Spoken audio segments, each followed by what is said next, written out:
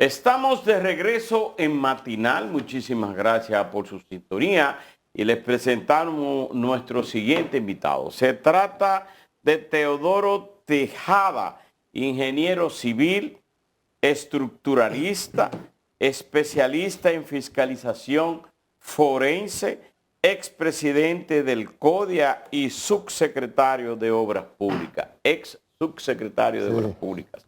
Damos la bienvenida precisamente en esto que en el día de ayer colapsó, hace un mes, colapsó ayer, ¿verdad? Lo de Yexe hace un mes. Y ayer colapsó una escuela, el techo de una escuela en Barahona. Bueno, para mí es un honor estar aquí con Caminero, Miguel y Perso, que lo conozco de hace muchísimos años. Es un honor, la verdad. Crecimos juntos. Sí. Mira, en relación a lo de Barahona, la verdad es que yo no sé cómo todavía en el país permiten que ese tipo de obra colapse. Por ejemplo, ahí se ve claramente, lo primero que yo lo vi fue ustedes, que lo presentaron en Telemicro. Anoche lo vi en el internet. Y cuando vi eso dije, señor, pero la varilla afuera todas. Entonces, eso, cuando sucede ese caso, en ingeniería se llama que es una falla dulce. Es una falla dulce porque te permite que tú actúes y que investigue. Y cuando ya el colapso es una falla agria. Ahora, aquí hay un grave problema. ¿Por qué? Porque aquí nomás está basamentado todo, he escuchado con lo que pasó en el YC, todo el mundo hablando, los tutorialistas. Pues yo hace muchos años tutorialista, pero me mantengo haciendo los cursos fuera del país. Pero no estoy diseñando ya, porque lo que construyo, todo y cosas. Entonces, ¿qué pasa? Cuando tú estás hablando de estudio de vulnerabilidad o de resistencia o de todo ese tipo de estudios que están hablando ahora mismo, cuando tú presentas, por ejemplo, en el caso del 10, se habla de estudio de resistividad eléctrica. Señor, pero tú de resistividad eléctrica, tú estás haciendo un análisis de la fundación y ese tipo de cosas. Y de vulnerabilidad, señores, el estudio de vulnerabilidad es un estudio sísmico. Ya cuando tú tienes un colapso, ¿no? Pero nadie habla de auditoría forense ni de patología. La patología, por ejemplo, en todo ese tipo de techos que producen esa falla, hay que hacerle un estudio de la carbonatación. ¿Cuándo ustedes han oído hablando de esa gente? Ninguno habla de eso. Porque todos están pensando en análisis sismoresistente y los modelos que trae. No, mira. La carbonatación es un proceso natural que se produce cuando el dióxido de carbono reacciona con el agua y el agua con la humedad retenida. Esa es la escuela que no, esa es la escuela. Con la humedad. Se fue el Yexel. Tenemos también la imagen de la escuela. La pusieron ya. Ah, míralo aquí. Ese es el desplome. Como usted es estructuralista, pero ahí la varilla. ¿Qué fue lo que ocurrió con eso? Pero que ya la varilla. Mira qué es lo que pasa. Muchas veces, cuando la construcción, los constructores y los supervisores no tienen la necesaria, o sea, responsabilidad de construir. Ahí, a la losa, ese tipo de losa, la losa tiene un recubrimiento que se diseña. ¿Qué recubrimiento le da? El recubrimiento muchas veces no calza en la varilla. Al no calzar la varilla se produce eso, pero también muchas veces... Pues ahí no hubo desplome tampoco, eso fue un desprendimiento. Esa es la foto, pero de acuerdo a lo que dicen los periódicos... Sí, pero es la imagen, no es lo que, que se dice, ya, es lo que se ve ahí. Pero ahí, míralo ahí, míralo allá. Es que eso presentó una falla dulce. Mira eso, está desplomado ya. Es decir, la falla dulce te permite ser preventivo. Preventivo. La falla dulce accionar y evitar que se caiga. La falla dulce lo que te permite es un análisis. Ahora, y te da indicios, o sea, ¿qué te dice? Claro, ahora, tú en todo es conveniente hacer un análisis muy resistente. Pero ya en una losa así, señores, hay que hacerle un estudio de la carbonatación, como yo había dicho anteriormente. Que la carbonatación es un proceso natural de la reacción del dióxido de carbono con el agua y la humedad de agua retenida, Ingeniero. que disminuye, por lo tanto, disminuye el pH del hormigón, Ingeniero. el pH alcalino. Y eso provoca entonces colapso. Después del Yesep, de esta tragedia que ha costado 233 muertos, 180 heridos, ¿qué cosa tenemos que hacer que no estamos haciendo? Bueno, Para aprender, ¿qué tenemos que aprender de esta situación, de esta tragedia? lo primero es que vamos a quitar el mito de que no hay obligación de fiscalización de obra privada. Es lo primero. Aquí no hay que legislar nada. Todo está escrito. ¿Por qué? Mientras nosotros no tengamos un programa de fiscalización y supervisión de las obras públicas o privadas que sean constantes y con responsabilidad en el tiempo, y no venir a decir ahora que el YC que no hay legislación que permite eso. Oye, en el YC lo que hubo fue una desidia tanto del propietario como del gobierno de no fiscalizar. ¿Cómo es posible que una obra que tú veas que fue tanto peso como yo sabemos? Yo vi construyendo el cine El Portal. El cine El Portal, que todos íbamos el miércoles, noche de dama, y los domingos, matinal. Todo yo vi construyendo el YC. Una estructura con viga potenzada, que en ese tiempo incluso los cables que se usan ahora no son los mismos que aquella vez, y los extremos de esa viga potenzada no fueron recubiertos, más una excesiva carga. Solamente el transformador era mucho. Ese transformador tenía que tener 4 toneladas, que 4 toneladas, señores, son 8.000 libras. ¿Usted cree que ese techo tenía demasiado peso encima? Y una capa de fino, 4 capas de fino, porque yo tengo fotos que se las puedo mandar a ustedes, que de un viceministro que estaba ahí, de Obra Pública, que me mandó todo. Pues como uno escribe y tal, comunica, cosas. La cercanía con el mar, la parte salina, Pero ¿qué tanto afecta a una estructura como esa? Mira, Perso, la cercanía del mar, ahí produce tanto daño, porque ese techo estaba lleno de agua. Pero recuerda, como yo dije, que la alcalinidad de ahí, de la carbonatación, cuando mira, lo alcalino del hormigón es para que proteja el acero. Cuando la alcalinidad debe estar para protección del acero de un pH de 12 a 13. Cuando ese pH baja de 8 a 9, significa que si yo hice un diseño por una estructura que calculé, ojo, esa estructura no fue calculada como entrepiso, sino como techo. Entonces, cuando yo mido, o sea, yo calculo tengo una resistencia de 350 kilos por centímetro cuadrado. Cuando yo hago el estudio de la carbonatación, junto de patología, es casi seguro que ese techo ya estaba, por más no estaba, en 200 kilos por centímetro cuadrado. O sea, ya había mala humedad del agua, más de Chile, entonces también tenemos que... Sí, porque hay imágenes que se ve claro, pero, destilando agua. Pero también tenemos que ver, señores. Entonces, esa agua ahí, constante, esa agua, y ese salitre del mar, ya se contaminó 2 veces, porque ya esa agua que penetra a los aceros era un agua salina. Y ya ustedes saben lo que produce la salinidad. Yo le voy a hacer una pregunta. Usted que es y maneja bien esa parte, que es estructuralista. Yo, desde hace mucho tiempo, desde aquí, he dicho, y me preocupa, 2 edificios que están construidos ahí de hace más de 30 y pico de años. En el malecón. En el malecón, antes de llegar a la Máximo Gómez con Independencia.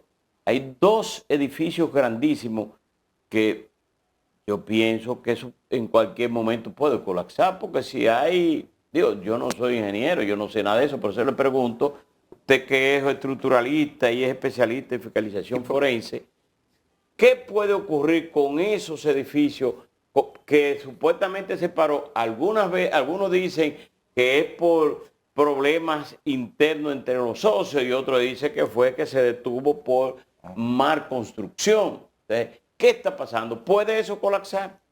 Bueno, mira, yo digo claramente, yo no te voy a decir que soy patólogo.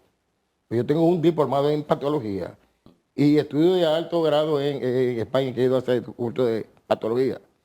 Y te voy a decir algo, a esos edificios no basta solo con hacerle un estudio de vulnerabilidad. La vulnerabilidad lo que te calcula es si está preparado para el sismo o no. Y al hacerlo hay que hacerle un estudio de patología y un estudio forense para ver qué puede producir el colapso. Para mí esos edificios deben hacerle un estudio profundo y de excesividad eléctrica también. Por ejemplo, el de Darío Contreras. Cuando se hizo el Darío Contreras, que se lleva licitación, yo recuerdo que se estaba hablando mucho, que la obra subió porque se diseñó para reconstrucción, reparación, y lo que se hizo fue un edificio nuevo.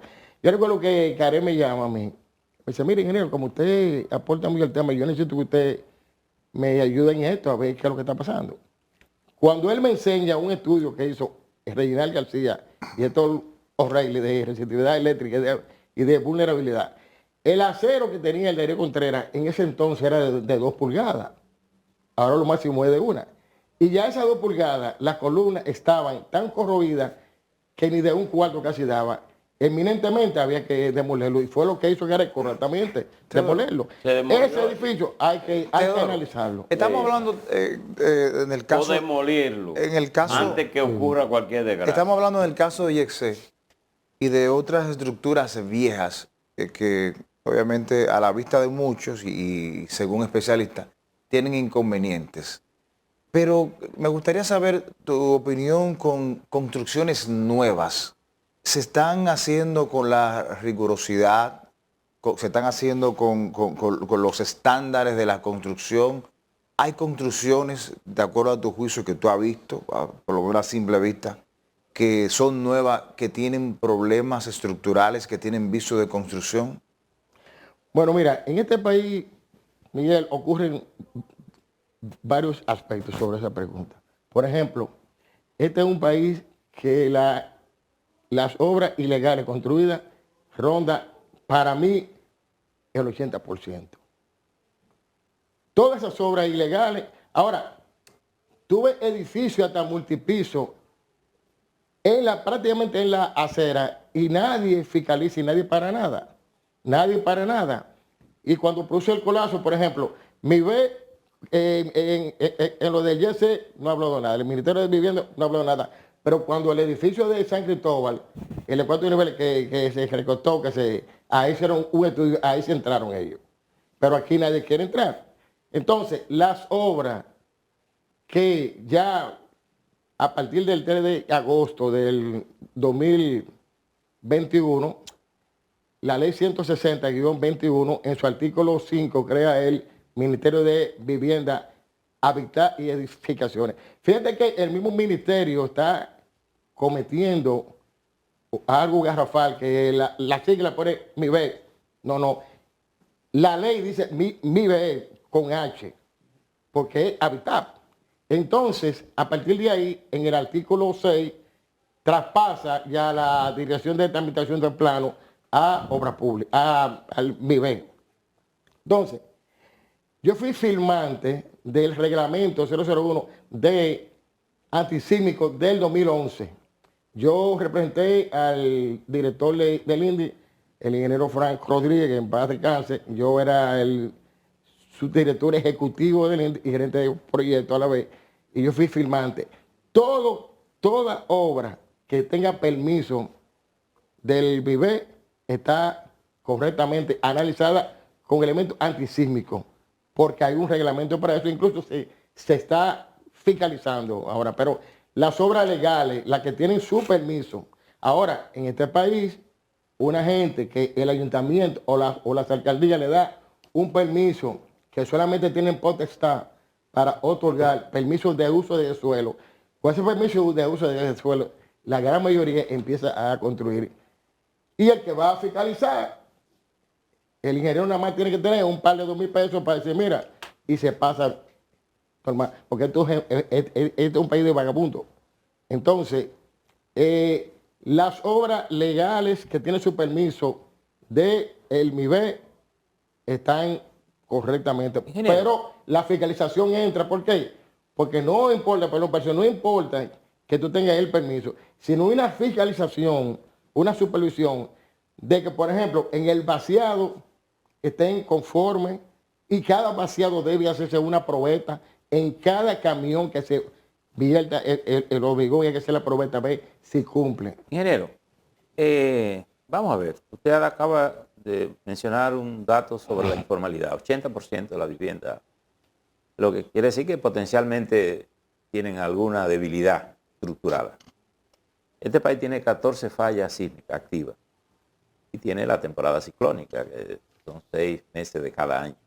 Por tanto, el potencial de peligro es altísimo. Aquí obras públicas, y cuando digo obras públicas no me refiero a la institución, sino a las obras públicas, edificios, puentes, carreteras. La mayoría tampoco tienen un seguro, es decir, que no hay cómo reponerla, hay que establecerla. ¿Cómo podemos hacer un proceso de supervisión para orientar a muchas de esas personas que tienen, a lo mejor hicieron su casa a fuerza de golpe, informalidad, para que no se le caiga el día que haya un movimiento sísmico que no sabemos de qué magnitud puede ser? Pero aquí podemos estar 80% damnificados, todo el mundo en el suelo, y muchos muertos. Bueno, mira, pues, lo primero que aquí hay que hacer es fortalecer la división o la dirección de supervisión y fiscalización del MIBE. En obra pública, por ejemplo, anteriormente, cuando nosotros íbamos para construir la torre y cosas, nosotros teníamos que ir a buscar al inspector porque no había vehículo. No había vehículo, o sea, Gonzalo metió muchísimos vehículos en la seguridad vial, la cosa, pero para un ingeniero ir a fiscalizar una obra, nosotros teníamos que buscarlo, porque no teníamos, porque hay que firmarlo. ¿Por qué? Porque tiene cada plantilla, tú tienes que tener una plantilla firmada si lo adquirí, si los... Por el supervisor. Por el supervisor de obra pública, porque cuando van a pedir un financiamiento, si no llevan todo ese firmado, ¿qué hacen muchos ingenieros? El último día la firman todas juntas por unos pesos. Pero esas son las obras nuevas.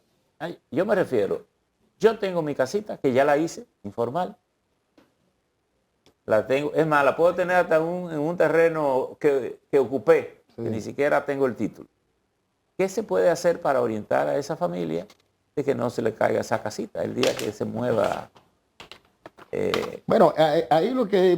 Mira, también hay que decir que el ministro de Vivienda actual, él ha implementado un programa de formar supervisores. He visto 2 graduaciones, pero nada más lo veo el día que se gradúan en los medios. Después, yo que vivo hablando con un ingeniero, le digo, ¿fueron algunas de la gente? Ninguna. Muy pocas. Entonces, si eso son las obras que son legales, las obras ilegales, ¿qué es lo que hay que hacer? Un programa de concientización de la persona. Que ellos ven, por ejemplo, hay personas que tienen filtraciones de muchísimos años. Entonces, esas mismas personas deben tener un departamento, así como el 911, de ayuda para que el Estado haga la fiscalización, porque el Estado es que está obligado a eso. El Estado está obligado porque, óyeme, la ley 687-82, en su artículo 18, literal B, dice que el Ministerio de Obra Pública puede declarar una obra, o sea, una obra la puede paralizar, parcial o totalmente. Literal B, privada B, si esa obra no cumple para el diseño que fue hecho, o la misma está haciendo uso por ejemplo, en caso de Jesse, que fue para un cine, ahora fue una discoteca, el Estado tiene la obligación de pararla total o parcialmente.